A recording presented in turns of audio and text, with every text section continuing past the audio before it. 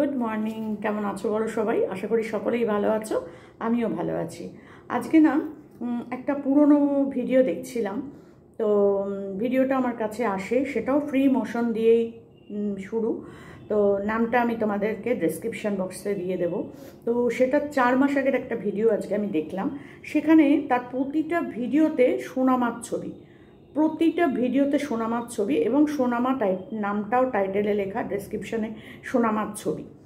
তো সেখানে একটা ভিডিও দেখলাম যে সোনামাকে আজকে টাকা দিয়ে কিনে নিয়ে আসলাম এবং কাগজপত্রে সই করিয়ে নিয়ে আসলাম, সোনামারই ছবি দিয়ে। কিন্তু পাশে আরেকটা বাচ্চার ছবি আছে, কিন্তু সেখানে আমাদের সোনামা মানে রোহনের মানে মেয়ে, যে যাকে আমরা প্রচুর প্রচুর ভালোবাসি, সেই বাচ্চাটাকে নিয়ে প্রতিটা ভিডিওর মানে ডেসক্রিপশনে এই আর থাম্বনেলে প্রতিটাতে হচ্ছে সোনামার ছবি, সাথে আরেকটা বাচ্চার ছবি আছে, তাকে নিয়েই পুরো ভিডিওটা, কিন্তু ছবিটা হচ্ছে সোনামার।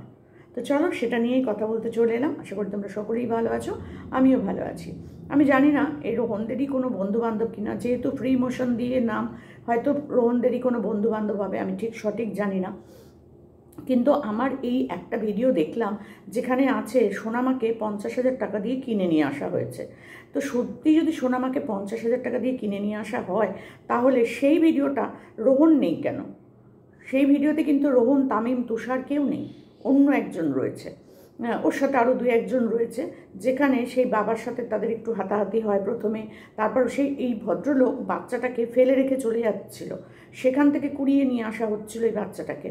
তো যাই হোক, সেখানে লাস্টে ভদ্রলোকের সাথে দফারফা হয়, খুবই গরিব, হয়তো 50,000 টাকা দিয়ে সে বাচ্চাটাকে দিয়ে দেয়।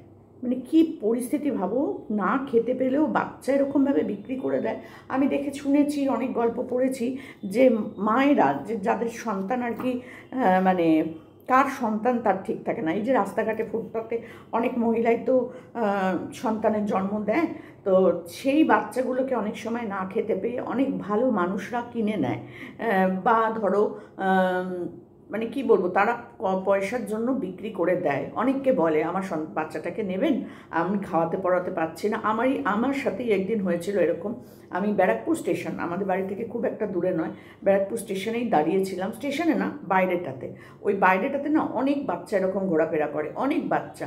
আগে তো আরও বেশি থাকতো, এখন একটু কমেছে, কিন্তু তাও আছে। তো এটা আমি বহু বছর আগের কথা বলছি। আমি তখন পড়তে কলেজে, না কলেজ থেকে না, আরও পরের কথা বলছি। এমনি কোনো কারণে আমি ব্যারাকপুর গেছিলাম, আমরা তো প্রায়ই যাই ব্যারাকপুর।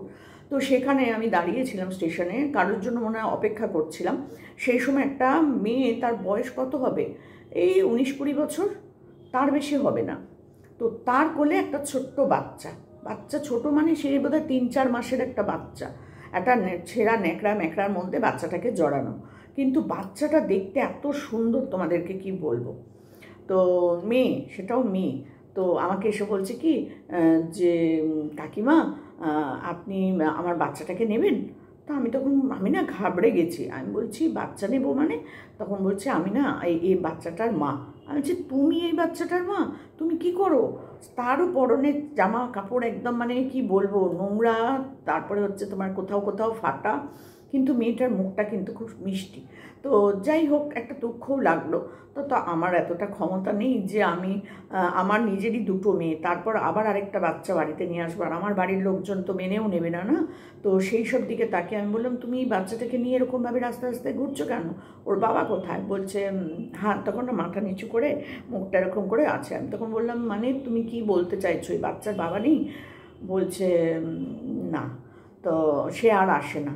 আমি বলছি আসে না মানে? বলছে সেও এখানে এই কাগজ কোড়ানো এইসব বোতল এইসব কোড়ানোর কাজ করতো, আমার সাথে একটা ভালো রিলেশন হয়ে গেছিলো, তারপর আমাকে বিয়েও করেছিল। এখানে একটা বজরংবলীর মন্দির আছে, তো ওই মন্দিরে আমাকে সিঁদুরও পরিয়েছিল। কিন্তু যখন থেকে আমি প্রেগনেন্ট হয়ে যাই, মানে ওর ভাষা দিয়ে বলছে আমাকে, যে যখন থেকে আমার বাচ্চা মানে পেটে আসে, তখন থেকেই ও আর আসে না, এইদিকে আর আসে না। তখন আমি বলছি তার মানে ও কোথায় থাকে? বলছে আমি কিছুই জানি না, এখানেই আসতো, এখানেই আমার সাথে পরিচয় হয়েছিল, এখানেই সব কিছু হয়েছিল। আমি বললাম তা তোমরা থাকতে কোথায়? বলছে প্ল্যাটফর্মের একদম 4 নম্বর প্ল্যাটফর্মের কোনায় আমরা ওখানটাতেই থাকতাম। তা আমি বলছি রাত্রিবেলায় তোমাদের ওখান থেকে তুলে দিত না? আমি তো জানি প্ল্যাটফর্মে শুতে দেয় না, এটা। বলছে না, কিছু বলতো না। তো আমি বললাম ও আচ্ছা, তাহলে এখন তুমি কি করবে এই বাচ্চা নিয়ে? বলছে আমি তো খাওয়াতে পড়াতে পারছি না, ও দুধের জন্য কান্নাকাটি করে, কিন্তু আমি কোথা থেকে ওকে খাবার খাওয়াবো, ডাক্তার দেখাবো, কিছুই করতে পারি না। তো আমি বললাম দেখি মুখটা। তো মুখটা ঢাকা দেওয়া ছিল, রোদ্দুর ছিল বলে। তো মুখটা দেখলাম, বিশ্বাস করো আমার এত মায়া হলো না, কিন্তু আমার কোনো ক্ষমতা বা উপায় ছিল না যে আমি বাচ্চাটাকে নিয়ে আসি। তো বাধ্য হয়ে আমি বললাম না গো, আমি তো নিতে পারবো না, তুমি বরঞ্চ এখানে দাঁড়াও ছাওয়াতে, দেখো যদি কেউ নেয়। রোজই তোমাকে এরকম করতে হবে, কিন্তু আমি তো পারবো না বাবা, তুমি বরঞ্চ থানায় নিয়ে যাও, গিয়ে বলো, ওরা অনেক সময় হোমে টোমে বাচ্চা রাখে। আমি আমার বুদ্ধি মতন বলে এলাম, কিন্তু বিশ্বাস করো আমি আজও সেই বাচ্চাটার মুখটা ভুলতে পারিনি। কিন্তু এই যে বাচ্চাটা কে ওরা নিয়ে আসছে, সেখানে সোনামার ছবি কেন দিচ্ছে আমি জানি না। রোহন এটা জানে কি না, রোহন, তামিম, তুষার, তোমরা এটা জানো কি না? ফ্রি মোশন বাই বলে একটা নাম আছে ওর, সে নামটা আমি তোমাদের ডেসক্রিপশানে দিয়ে দেবো। তো সেখানে প্রতিটা থাম্বনেলে সোনামার ছবি, প্রতিটা থাম্বনেলে সোনামার ছবি, এবং নামটাও সোনামা, কিন্তু দেখাচ্ছে অন্য বাচ্চাকে। তো যাই হোক, এখানে দেখাচ্ছে যে ওরা এলো, বাইক করে এলো, এসে সেই লোকটির বাড়িতে গেল। তো লোকটাকে দেখে খুব যে দুস্থ সেটা মনে হচ্ছে না, খেয়ে পড়ে থাকার মতন। তো সেই ভদ্রলোক প্রথমে তো একটু চিৎকার চেঁচামেচি, এই টুকটাকা হাতাহাতি ধাক্কাধাক্কি হলো। তারপর দেখছি যে গুনে গুনে ওখানে ও মুরব্বীরা, অনেকে বয়স্ক মানুষরাও ছিল, তারা মানে ওই সমস্যার সমাধান করতেই আর কি এসেছে। তারপরে সেইখানেরই একজন বয়স্ক ভদ্রলোক ওইখানে গুনে গুনে 50,000 টাকাটা ওই ভদ্রলোকের হাতে তুলে দিল। এবার যখন টাকাটা হাতে পেল, তখন ভদ্রলোক গুনে নিয়ে দেওয়ার পর সেই টাকাটা হাতে পেয়ে সে তখন বাচ্চাটার জন্য কাঁদছে। তখন বলছে যে মানে টাকার বিনিময়ে যে বাচ্চাটাকে দিয়েছে, তখন তার গিল্টি ফিল হচ্ছে, কিন্তু তখন তো আর কিছু করার নেই, তখন তো অলরেডি তার কাগজপত্রে সই সাবুতও করে দিয়েছে।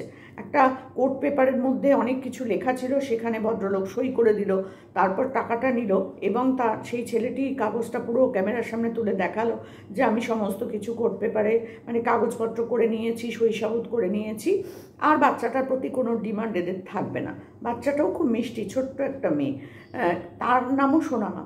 তো এবার দেখো, একই নামের মানুষজন, একই বাচ্চার নাম একই রকমভাবে পাওয়া, কিন্তু তার সাথে সাথে সোনামার ছবি, এটা যেন বড্ড বেমানান লাগে। সোনামার ছবিটা ব্যবহার করছে কেন? আর এই সোনামাই যদি ওই সোনামা হয়, তাহলে রোহন নেই কেন? তাই না?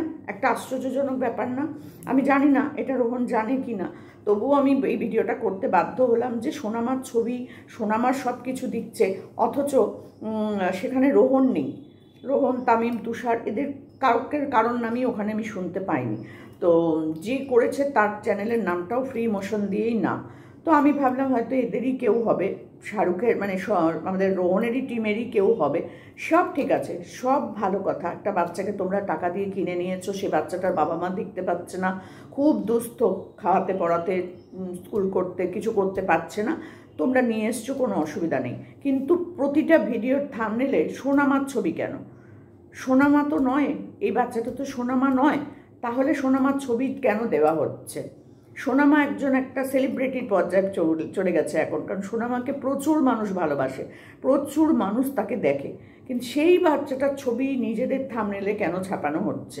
আমি জানি না রোহন এটা জানে কি না, কিন্তু যদি না জেনে থাকে তাহলে আমি বলবো যেটা কিন্তু খুব অন্যায় হচ্ছে। একটা বাচ্চার গল্প বলতে বলতে, মানে ঘটনা বলতে বলতে, সেই জায়গায় সোনামার ছবি দিয়ে দেখো, সোনামার ছবি থাকলে আরও কিছু মানুষ সেখানে কিন্তু দেখতে যাবে। রোহনের ভিউয়ার্স, তামিমের ভিউয়ার্স, শাহরুখের ভিউয়ার্স, প্রত্যেকেই কিন্তু সেই ছবিটা দেখেই কিন্তু আমরা চলে যাই দেখতে। যেমন আমি গেছিলাম, হঠাৎ করেই আমার সামনে চলে আসে ছবিটা, এবং যেহেতু ফ্রি মোশন, আমি ফ্রি মোশনের সবারই ভিডিওই মোটামুটি দেখি, তো কাউকে নিয়ে ভিডিও সেরকমভাবে করিনি। আমাকে একজন বলেছে আপনি কি শুধু রোহনকে নিয়েই ভিডিও করেন, আর কাউকে পান না? আরও অনেককেই পাই, অবশ্যই তাদের নিয়েও ভিডিও করব, কারণ তাদের ভিডিওগুলোর মধ্যেও অনেক বলার আছে। যেমন আজকে আমি বলছি অন্য একজনকে নিয়ে, ফ্রি মোশন বাই বলে আরেকজন আছে, তার নামটা আমি এখন এই মুহূর্তে নিচ্ছি না, যতক্ষণ না রোহনের কাছ থেকে জানতে পারছি ততক্ষণ পর্যন্ত আমি নামটা নেব না। তো সেখানে দাঁড়িয়ে নেব না, ডিসক্রিপশান বক্সে অবশ্যই তোমাদের দেবো, নাহলে তোমরা এবার জানবে কি করে, তাই না? তো সেখানে দাঁড়িয়ে দেখছি যে রোহনের কোনো উল্লেখ নেই, শুধু সেখানে ওই বাচ্চাটার ছবি, আমাদের সোনামার ছবি, খুব খারাপ লাগছিল আমার দেখতে, যে প্রতিটা ভিডিওতে কেন এরকমটা দিতে পারতো। সোনামার মতন এই সোনামাকেও আমরা নিয়ে এলাম, একটা ছবি ঠিক আছে, কোনো ব্যাপার ছিল না, কিন্তু প্রত্যেকটা থাম্বনেইলে সোনামার ছবি। এটা খুব দৃষ্টিকটু লাগছে আমার। আমি জানি না এটা কেন করছে, কী জন্য করছে, আর রোহন সেটা জানে কি না। তো যদি না জেনে থাকো রোহন, তুমি এই চ্যানেলটাকে একটু দেখো, আর দেখার পর তুমি তোমার যেটা বলার সেটা অবশ্যই বলো। কারণ সোনামার ছবি নিয়ে কেউ নিজের চ্যানেলে বারবার প্রত্যেক দিন দেবে, এটা কিন্তু ঠিক না, তাই না? প্রতিদিন দেওয়াটা ঠিক না।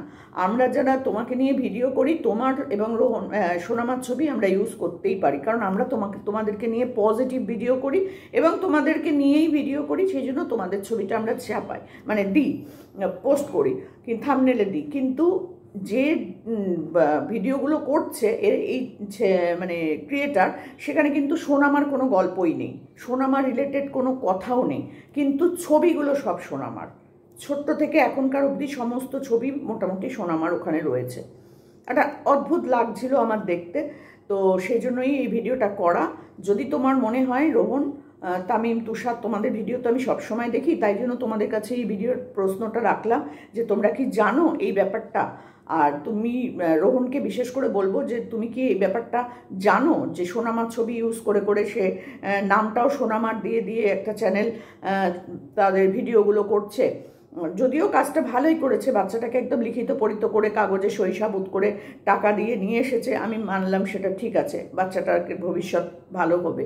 কিন্তু এইখানে দাঁড়িয়ে সোনামার ছবিটা খুব দৃষ্টিকটু। তো তুমি একটু লক্ষ্য রেখো।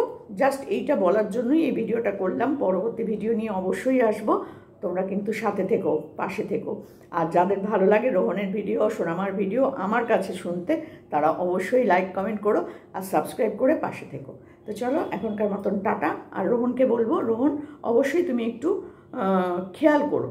আর যদি তুমি জানো যে না দিদি এটা আমি জানি বা কিছু, তাহলে তুমি অবশ্যই কমেন্ট করো যে দিদি এটাতে কোনো ভয়ের কিছু নেই, আমি সব কিছু জানি, তাহলে কোনো ব্যাপার না। কিন্তু সত্যি করে খুব দৃষ্টিকটু লেগেছে আমার, তাই জন্য তোমাদেরকে একটু জানানোর জন্য এলাম। চলো।